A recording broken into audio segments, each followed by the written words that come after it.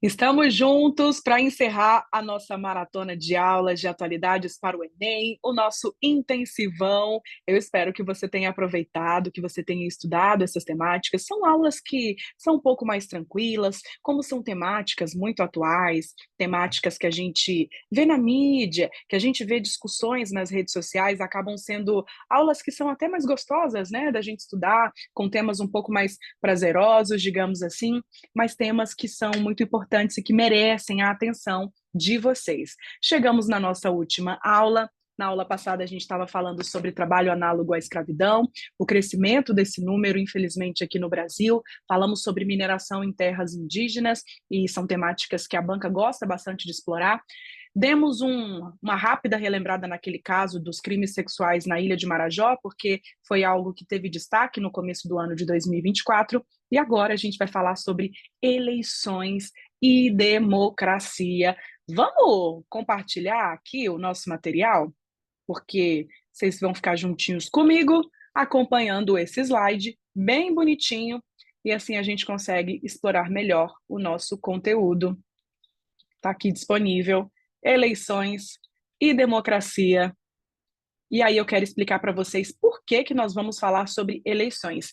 Gente, sempre que é ano eleitoral, a banca costuma colocar algo envolvendo eleição na prova. Seja em geopolítica, seja ali nas ciências humanas, alguma coisa relacionada à eleição e democracia na redação, sabe? Alguma coisa de eleição acaba aparecendo, porque quando a gente tem ano político, a gente tem essas atenções voltadas para essa temática, né? Porque a gente está falando sobre democracia, a gente está falando sobre Constituição. Então, quando a gente tem eleição, a gente precisa prestar atenção nesse tema, porque ele pode cair no Enem, e é por isso que nós escolhemos essa temática para trabalhar com vocês. Se nós estamos falando de eleição, nós estamos falando de quê? De democracia. Então, coloquei aqui um conceito breve, sei que vocês estudam tudo isso em história, mas a gente vai fazer uma recordação aqui nessa matéria de atualidades também, porque democracia a gente entende como regime de governo cuja origem do poder vem do povo, vem dos cidadãos. Em um governo democrático, todos os cidadãos possuem o mesmo estatuto e têm garantido o direito à participação política. E a maneira, eu acho que assim que a gente mais vê a nossa manifestação democrática, né, uma das maiores manifestações democráticas, sem dúvida, é o voto. É o ato de votar, é o nosso direito ao voto. Porque se a gente está falando de democracia como esse governo do povo, ou seja, com essa ideia de um sistema de governo que seja participativo, contrapondo a um governo autoritário, porque se num governo autoritário você não tem a participação do povo, o povo não detém de um poder, então a gente está falando de direito, por exemplo, ao voto, que é o direito que nós temos de eleger os nossos representantes.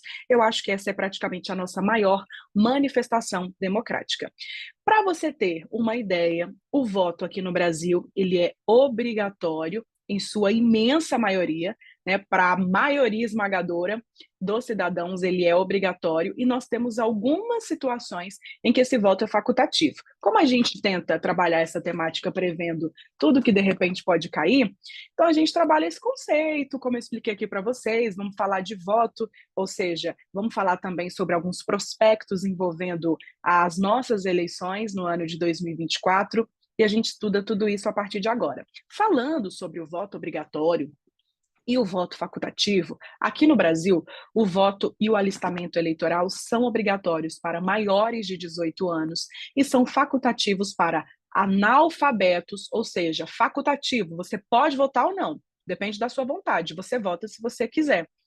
Então, para analfabetos, pessoas maiores de 70 anos e pessoas com idade entre 16 e 18 anos, esse voto é facultativo, ou seja, eu vou votar se eu quiser. Eu sei que às vezes tem muita gente aí que está assistindo, tem 16, 17 anos, para vocês, por exemplo, vocês devem saber que o voto ele é facultativo. Acima de 18, Menos de 70? Nananina, não. Ele é obrigatório, você precisa votar. E se não votar, você tem que justificar, porque se não justificar, a gente pode sofrer até algumas penalidades. Essas regras estão previstas no artigo 14, parágrafo 1º, e tem os incisos lá bem explicadinhos da nossa Constituição.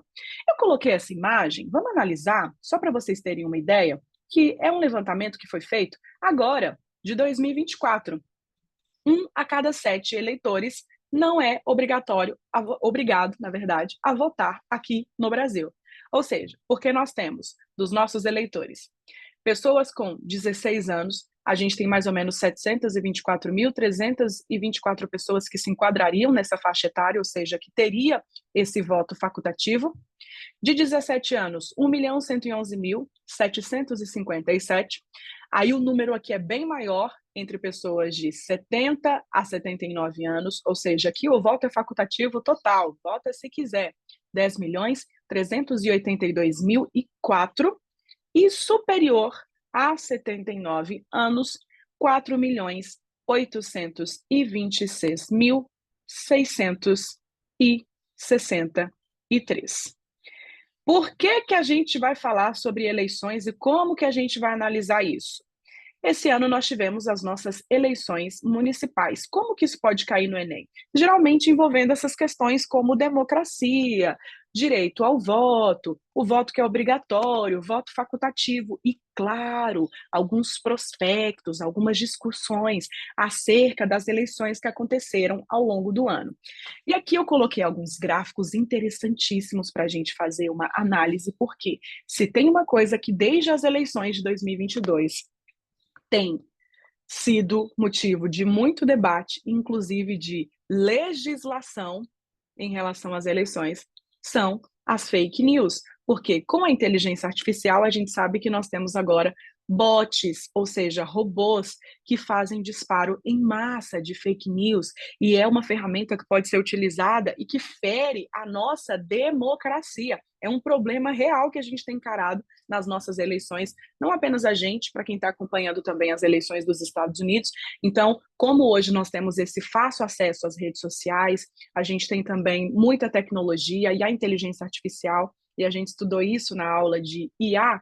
As fake news, elas são uma preocupação, porque elas afetam e muito o nosso sistema eleitoral e o nosso sistema democrático. Então, o Enem, ele pode explorar isso, e eu coloquei gráficos interessantíssimos para a gente analisar. Olha só esse primeiro gráfico. Nos últimos 6 meses, você teve acesso a notícias que você desconfiava que sejam falsas? Isso aqui é uma pesquisa realizada pelo Instituto Data Senado, é uma pesquisa de 2024, ou seja, um prospecto para as nossas eleições que aconteceram nesse ano. E aqui, gente, dos últimos 6 meses, das pessoas perguntadas, 72% respondeu que sim, teve acesso a notícias que desconfiavam que seriam notícias falsas. 27% afirmou que não, e das pessoas que não souberam responder, por exemplo, preferiram não responder, nós tivemos uma parcela muito pequena. Essa outra pergunta aqui também foi muito interessante, que nós estamos analisando agora. Em sua opinião, qual o principal motivo para as pessoas compartilharem uma notícia falsa nas redes sociais? E aí nós tivemos uns motivos aqui interessantes, né? Tudo isso é muito legal de você analisar, porque isso te dá muito argumento, muita bagagem, até se essa temática de repente cai na redação. Ou seja, por que será que uma pessoa compartilha uma fake news? A pessoa que compartilha uma fake news de maneira intencional. A maioria respondeu que é porque elas desejam mudar a opinião dos outros. Ou seja, 31% afirmou que quem compartilha fake news deseja mudar a opinião do outro. 30% respondeu que geralmente compartilham porque não sabem que a notícia é falsa. Aqui ficou empatadinho, né? Digamos assim, 30% afirmando que não sabia que a notícia era falsa e que por isso que as pessoas geralmente compartilham, e 31% afirmando que as pessoas compartilham não, é intencionalmente, que elas querem mudar a opinião do outro. Com 15%, a gente teve a resposta de que geralmente elas confiam em quem mandou a notícia para ela, ou seja, eu estou aqui com esse link, eu mando para você. Se você tem uma confiança em mim, logo você pensa que essa notícia é verdadeira e você sai compartilhando também, sem sequer checar se aquilo era uma notícia que procedia ou não. 13% eles acham que a notícia representa o que eles pensam, ou seja, se representa o que eu penso, eu não vou nem atrás para saber se isso é verdade ou não, eu só vou compartilhar direto mesmo. E outros motivos ficaram com 6%, e as pessoas que preferiram não responder estão dentro dessa porcentagem de 5%. Isso aqui é muito interessante de vocês analisarem, né? O principal motivo de por que as pessoas tendem a compartilhar notícia falsa, e a maioria ainda afirma que geralmente a galera compartilha fake news porque quer mudar a opinião do outro e acaba utilizando desse tipo de artimanha, digamos assim, né? Que é compartilhar fake news. Outra pergunta interessante: na sua opinião, as empresas donas das redes sociais deveriam ser responsáveis por impedir a divulgação de notícias falsas? E aqui é uma temática quente para o Enem, porque se a gente está falando de fake news, essas fake news elas são disseminadas aonde? Nas redes sociais. E a rede social ela é vista como uma terra de ninguém, porque as pessoas muitas vezes fazem o que querem sem nenhum pudor e achando que não serão punidas. Tem uma sensação de impunidade muito grande. Mas essa rede social, ela foi criada por alguém. Ela tem gestores, ela tem uma empresa responsável. O caso, por exemplo, do WhatsApp, o caso do Instagram, do Facebook, tem a Meta. Então, essa empresa, será que ela deveria ser responsabilizada e ela deveria tentar impedir que as pessoas compartilhem fake news, ou seja, colocando que a notícia possivelmente é falsa? Segundo 81% das pessoas que foram ouvidas, sim, as empresas, ou seja, as redes sociais, elas devem ser responsáveis por impedir a divulgação dessas notícias falsas. Apenas 18% disse que as empresas não devem ter responsabilidade nenhuma. Isso aqui é um dado muito interessante. Se você for parar para analisar, em relação ao Instagram, por exemplo, as empresas da Meta, do WhatsApp, hoje em dia eles tentam colocar alguns avisos, né, para que a gente tenha consciência de que a notícia possivelmente possa ter algum conteúdo falso. Essa outra pergunta dessa pesquisa, lembrando, está aqui toda a fonte, uma pesquisa realizada pelo Data Senado, a coleta aconteceu entre 5 e 28 de junho de 2024, então, uma pesquisa muito atual, e eu já falei para vocês que a prova do Enem, ela é concluída geralmente em junho ou julho do ano que ela vai ser aplicada, então aqui podemos ter, de repente, algo dessa pesquisa aparecendo, e o Enem quase não gosta de um gráfico, né? Vocês que acompanham, quase não gosta de um gráfico, quase não gosta de um comparativo, por exemplo. E aí essa pergunta foi referente. Em sua opinião, o quanto você acha que a divulgação de notícias falsas pode afetar o resultado das eleições? 81% afirmou que pode afetar e muito o resultado das eleições. 11% disse que afeta pouco, 6% afirmou que na realidade não afeta em nada e 2% não soube responder ou preferiu não responder.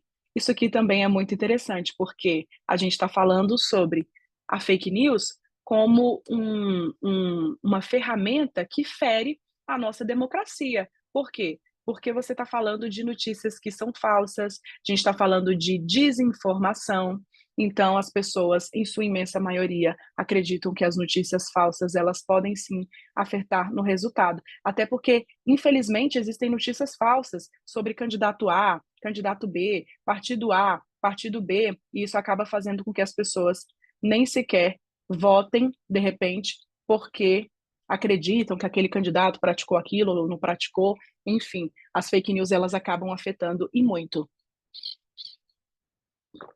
Outra pergunta interessante, agora voltado para a nossa democracia.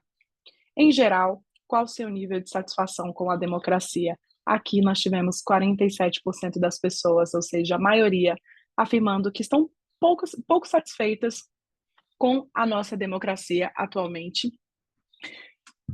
33% afirmando que não estão nem um pouquinho satisfeitas com a nossa democracia, 16% afirmando que está bem satisfeita, e nós temos aqui 4% afirmando que não sabia responder. Pulando para o nosso gráfico do lado, a gente tem a pergunta, que eu achei interessante também, porque as pessoas, né, do Data Senado que foram realizar essa pesquisa leram 3 frases e aí as pessoas deveriam responder se concordavam ou não. E aí eles colocaram: vou ler 3 frases e gostaria de você de saber qual delas descreve melhor a sua opinião. A democracia é sempre a melhor forma de governo? A maioria esmagadora disse que sim, 66%. Em algumas situações, um governo autoritário é melhor? 15% respondeu que sim. Tanto faz ter um governo democrático ou um governo autoritário. 10% das pessoas entrevistadas respondeu que tanto faz e 9% não soube responder ou preferiu não responder. O que é interessante a gente analisar aqui, ó? Se nós temos muitas pessoas insatisfeitas com a nossa democracia, como demonstra aqui a pesquisa, por um outro lado, a gente tem uma maioria que, mesmo que insatisfeita, ainda concorda que a democracia é a melhor forma de governo. Esse é um argumento muito interessante para você. Então, embora insatisfeitos, ainda concordamos que a democracia é a melhor forma de governo, ou seja, porque é o governo que é participativo, é o governo onde a gente consegue ter pelo menos um pouco mais de igualdade no nosso sistema eleitoral, porque em tese a gente participa, a gente escolhe os nossos representantes e é o governo que respeita também os direitos básicos e os direitos humanos. Também coloquei esse ponto aqui só para a gente falar basicamente sobre a decisão do TSE, que proibiu fake news e proibiu deepfake, porque como nós vimos aqui nessas pesquisas, as pessoas mesmas afirmaram que sim, a fake news ela atrapalha, ela pode influenciar no resultado das eleições, que as redes sociais deveriam ser responsabilizadas. Aqui a gente trabalhou muito sobre essa temática de maneira muito mais profunda na nossa aula de inteligência artificial. Então, você que assistiu, você sabe muito bem que a gente conversou por lá, que o TSE, o nosso Tribunal Superior Eleitoral, ele proibiu o uso de fake news e o uso de deepfake, ou seja, aquela tecnologia que você consegue mapear o rosto de uma pessoa e por meio de inteligência artificial você cria um vídeo ou uma foto como se essa pessoa estivesse falando algo, fazendo algo, ou numa foto ela estivesse lá em algum contexto, em algum lugar, quando na verdade ela nem sequer nunca esteve. Porque, gente, principalmente em relação aos bots, aos robôs de disparo em massa de fake news e a deepfake, isso era uma preocupação muito grande para o nosso sistema eleitoral e para a nossa democracia. Então, nós tivemos essa decisão do TSE proibindo, aumentando a penalidade, colocando ineligibilidade também para os candidatos que usassem desse tipo de a artimanha desse tipo de artimanha mesmo, né? Fake news e deepfake, mas aqui eu nem vou aprofundar muito porque a gente falou bastante sobre isso na nossa aula de inteligência artificial. Outra questão muito interessante envolvendo essa temática de eleição é sobre a atuação de mesários e mesárias.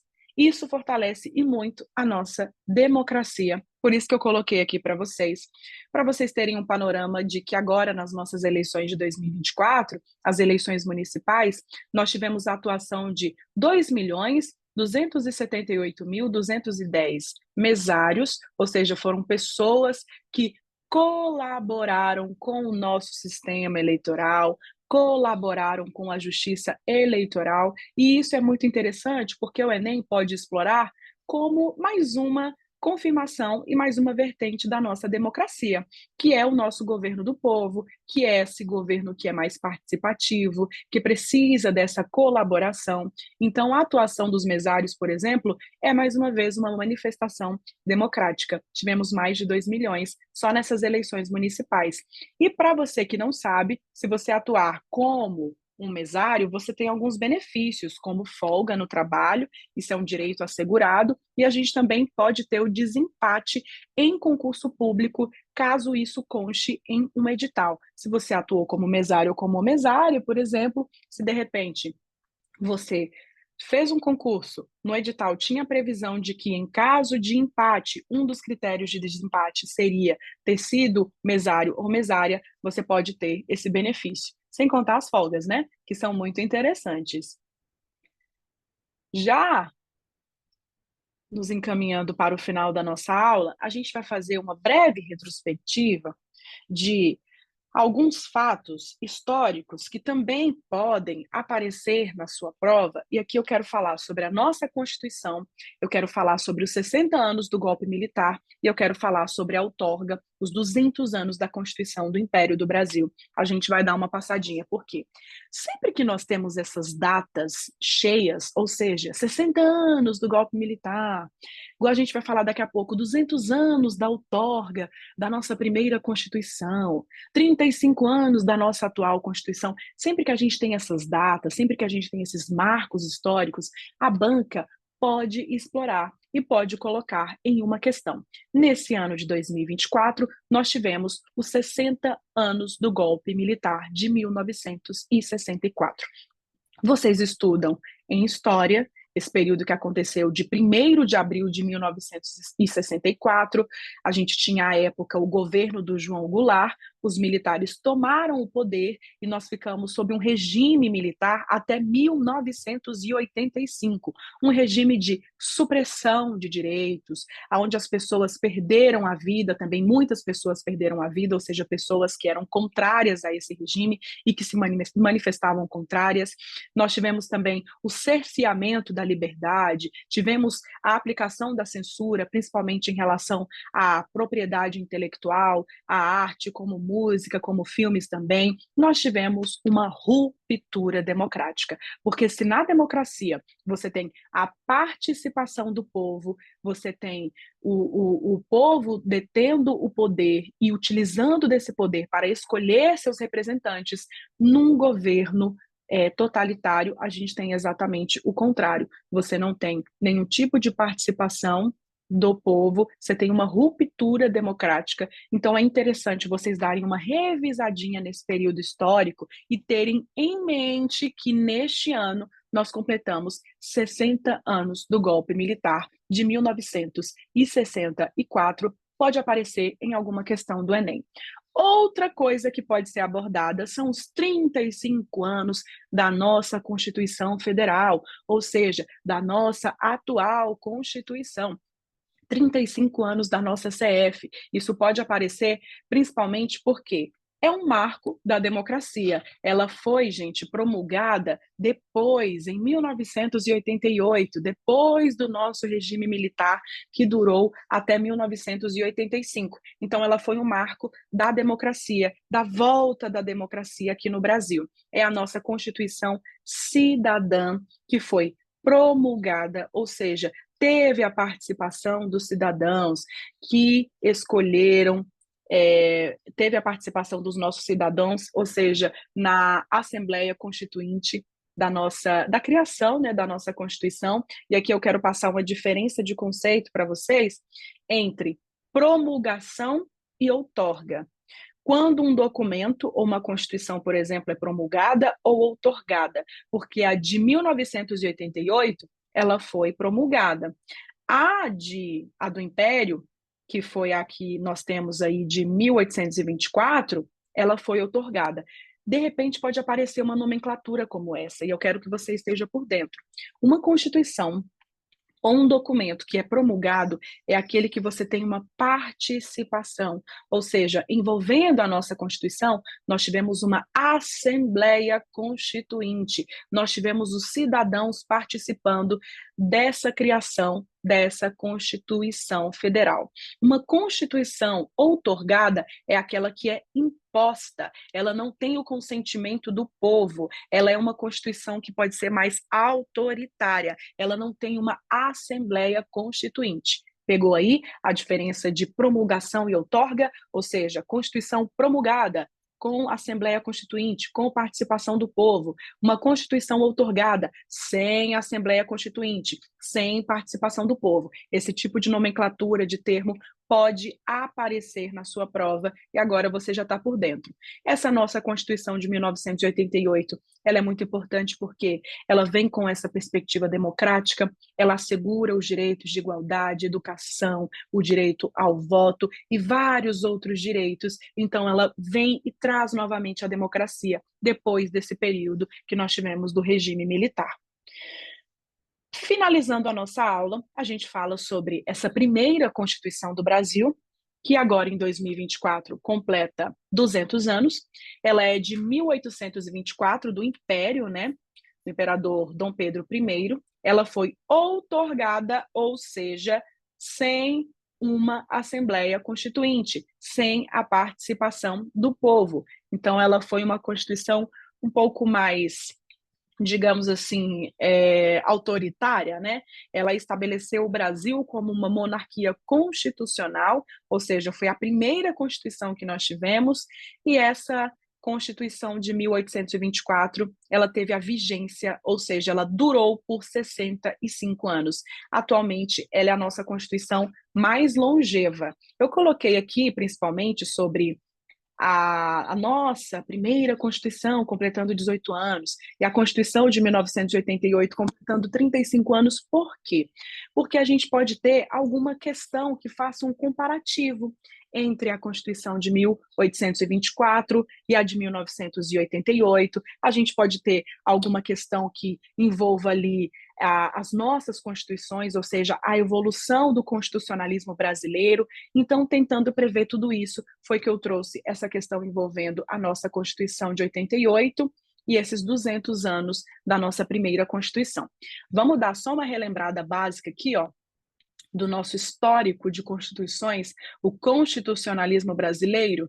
Em 1824, acabei de falar, tivemos uma Constituição que foi outorgada, ela foi outorgada pelo Dom Pedro I, ela instituiu a nossa monarquia constitucional, durou 65 anos. Depois dela, nós tivemos uma Constituição em 1891, que foi a Constituição da República, estabelecendo a República, e aqui a gente começou a ter o direito ao voto, isso em 1891. Em 1934, tivemos a nossa terceira Constituição, foi a segunda Constituição da nossa República. Aqui a gente tem um marco muito importante: as mulheres conquistaram o direito de votar em 1934. Terceira Constituição. Depois de 34, nós tivemos em 1937 o nosso Estado Novo. Aqui a gente está falando de Era Vargas, vocês estudam também história. Aqui a gente está falando com o Estado Novo, que acabou com a liberdade política e também a liberdade de expressão. Foi um Estado que a gente também teve uma presença totalitária aqui no Brasil. Depois de 1937, a gente tem uma Constituição em 1946 que volta novamente com a democracia, restabelece as eleições, as diretas para o presidente, ou seja, nós tivemos eleições que foram diretas, e a diferença de eleição direta para indireta é que na eleição direta é a que nós temos hoje, que cada um vai, cada um vota, cada um exerce o seu poder de voto, escolhe o seu representante. Nas indiretas você não tem esse direito. A gente tem um curral, ou seja, a gente elege uma delegacia eleitoral e essas pessoas vão escolher os representantes. Então, nós temos nesse período de 1946, o que nós chamamos na história de redemocratização. Então, nós temos essa Constituição. Logo, nós temos o regime militar em 1967. As eleições para presidente passaram a ser indiretas, e eu acabei de explicar para vocês, então a gente não tinha como escolher, apenas esse colégio, esse curral eleitoral de poucas pessoas que escolhiam esse representante, e nós temos a volta da democracia com a Constituição em 1988, nossa Constituição Cidadã, que garante direitos individuais e direitos sociais. Muito interessante, né? Vou voltar aqui para a tela para falar com vocês, interromper o compartilhamento. Tivemos essa aula sobre eleição e democracia. São mais ou menos essas temáticas que podem cair no Enem, envolvendo eleição, envolvendo democracia. Então, falei para vocês sobre essa questão de fake news, sobre essa questão da decisão do TSE, que a gente estudou bastante, principalmente na aula de inteligência artificial, conceito de democracia, esse panorama entre as nossas constituições que a gente fez agora, que foi bem interessante, os 60 anos do nosso golpe militar de 1964, essa diferença também interessante entre uma Constituição ser promulgada, uma Constituição ser outorgada. É interessante vocês terem essa diferença de nomenclatura para não serem pegos de surpresa na prova, e claro, aquela pesquisa dos gráficos que a gente analisou sobre a percepção das pessoas em relação a fake news. Isso é muito interessante, isso pode cair na prova. Eu espero que vocês tenham aproveitado, desejo a todos uma ótima prova, em relação a atualidades. A gente tentou trabalhar com essas temáticas que podem ter uma incidência, fizemos um levantamento e a gente espera que vocês estejam mais que preparados. Se vocês estudaram bonitinho, acompanharam as nossas aulas, acompanharam também o material que a gente enviou, as bibliografias complementares, dá uma olhadinha, coloquei lá alguns podcasts super interessantes, eu coloquei lá também alguns PDFs, nem são coisas longas, são coisas bem legais para você dar uma olhadinha, e claro, a gente vai mandar um simulado para você dar uma praticada, tem questões do Enem, tem questões de concurso, tudo envolvendo essa temática que a gente estudou. Uma ótima prova para você e a gente se encontra nos eventos do pré-vestibular social. Um beijo e estamos juntos sempre.